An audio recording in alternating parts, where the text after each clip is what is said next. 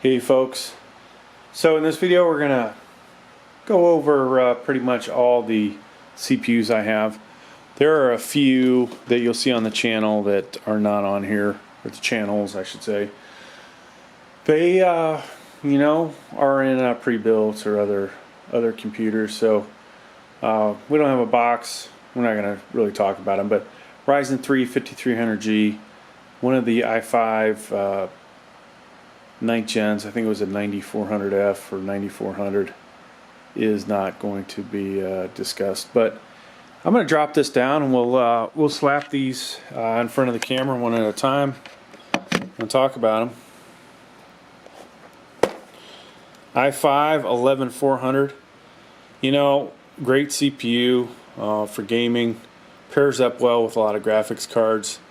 I think this was one of those budget processors, that was a great deal. Of course, i5 12400, 12400F, way more powerful, but at the time, I think I paid like $140 for that. That seemed like a pretty good price. Now the i5 12400F was $180. It's a little cheaper now, but it's a huge difference. More like an i7 11700 maybe, somewhere in that range. All right.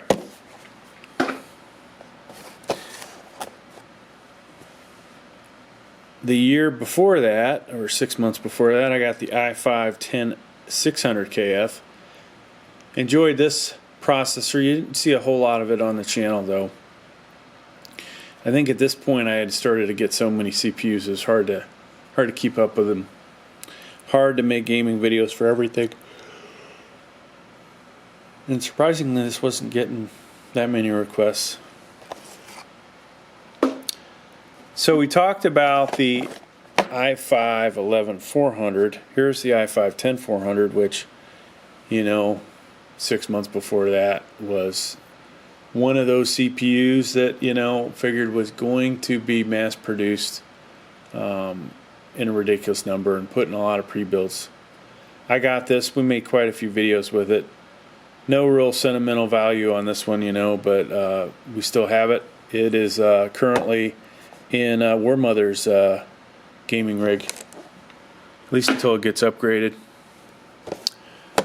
So let's look at some, crappier CPUs for a little bit here before we get to the good stuff. Intel Pentium Gold G6405. So at one time, this was the fastest Intel Pentium. Can't remember if the 6420 is faster, but 12th gen is going to come out, and hopefully there'll be a huge increase in that. Maybe it will be on par with some of the i3s from past generations. These have been, disappointing for gaming. And, just as disappointing, the G6400. I think, all these were in the $75 range. So I'll be curious how much 12th gen will cost. i5 9600K. I spent a lot of time with this CPU, quite a few months. This was my main CPU. You're going to see a lot of other 9th gens in here, but had a lot of good times with this. Throw in a 12th gen i3 12100F. This thing, obviously, at least for now, is probably the most powerful i3 that you can buy until the next ones come out in the 12th gen. But pretty impressed with this. I got it for I think $109, and it's definitely the best budget CPU out there if you can get it for that price. i7 9700F. This CPU, turned out to be pretty popular on the channel. I bought this in Hawaii at a Best Buy. Gosh, sometime around May 2020, and it's amazing how many CPUs there are now. This, did not really get to see as much action as I thought it would. This was one I was going to stick in a bunch of the different pre-builds for upgrades and stuff.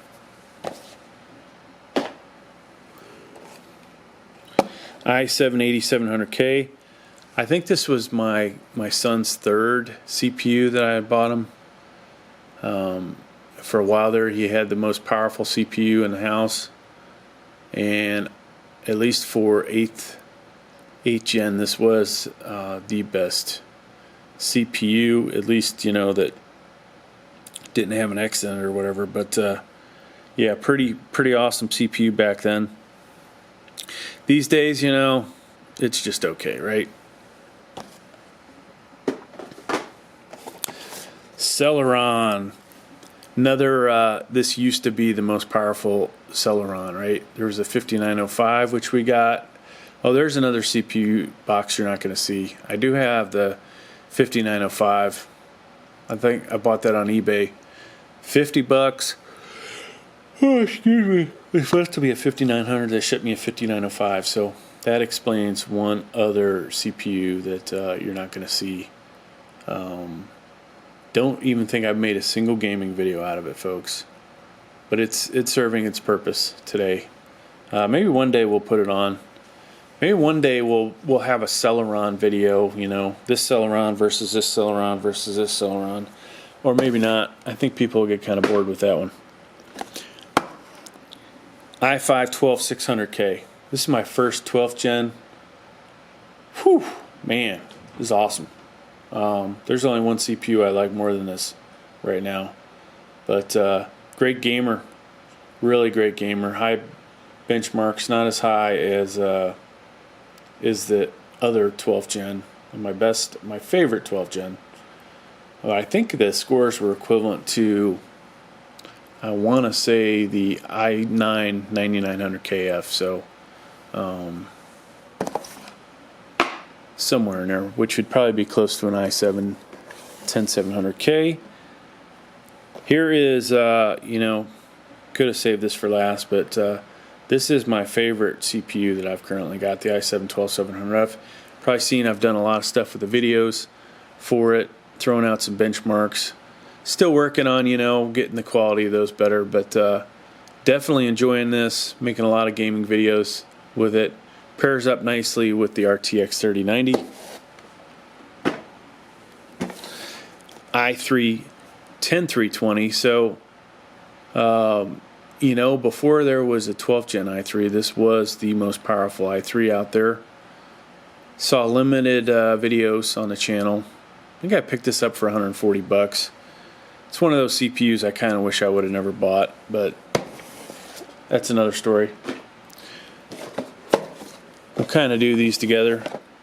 At some point, I bought the i3 9100 and also an i3 9100F. Nothing spectacular about these. I've also had the i3 8100. We have an i3 8300, which isn't going to be in here either. But yeah, these, made a lot of videos out of these, and I think honestly, this guy is probably, on this channel at least, has the most views of any video. Now, I did have a 1 million viewed video, but between the current channels that I really care about, this is, one of the top videos. And of course, I had to get the i3 9100 with integrated graphics. I never did compare those in a video for y'all. i3 9100F. Whoop, we already looked at that. So I have two of these, folks. I put one in a pre-built, and then I got rid of the pre-built, but I kept the box. i5 12400F, potentially the best value for CPU. Definitely recommend this. If you don't have another $150 or whatever to buy a i7 12700F, this is the way to go for right now, folks. Definitely, pound per pound, this is the best deal out there. Alright, we probably got to speed this up. I think I only have 15 minutes of time on this thing. Hey, let's throw AMD in here. Ryzen 5. This is the 3600X. You guys don't see too much of this thing anymore on the channel. You know, for a while this thing was pretty awesome, but then very quickly Intel, in my opinion, destroyed it as far as gaming goes. So we're not really a AMD channel. Ryzen 3, this is the 3200G. Honestly, pretty disappointed with this.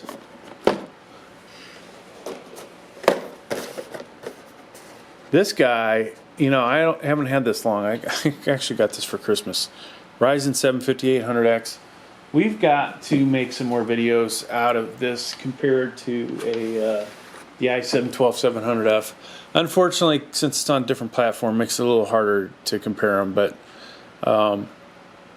really good CPU though. Not honestly as good as the i7 12700F. So I don't know. Who knows how much this will actually get used on channel?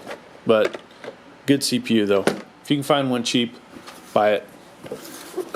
This is 3900X. Yeah, Ryzen 9 3900X. This is another case of, you know, hey, for gaming, not that big a deal. Multi-core stuff at the time, pretty awesome, right? And then Ryzen 5 3600 XT, a little better than obviously the 3600X. You really have not seen much of this on the channel, so sadly that's, you know, the way it goes when you have so many CPUs. Why don't I get rid of some of these? That's a good question. I need to do that, I believe, at some point. Alright, i7 10700. This is currently in my son's computer. Over 100 gaming videos, I believe, on the channel, plus benchmarking all the other stuff with this.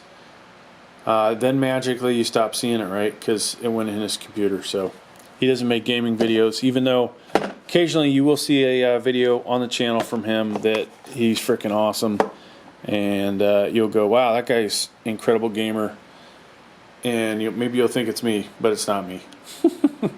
He's just on my account. i7 10700K. This, you know, I had this, gave this to my kid once I bought this, right? And this, you know, another CPU, very popular on our channel, made a lot of gaming videos, paid for itself pretty much. Then i9 10900F, another pretty awesome CPU, definitely obviously better than i7 10700, kind of, you know, in the same ballpark as i7 10700K. For, you know, what it could do, but uses less power, so pretty awesome CPU. i3 10100.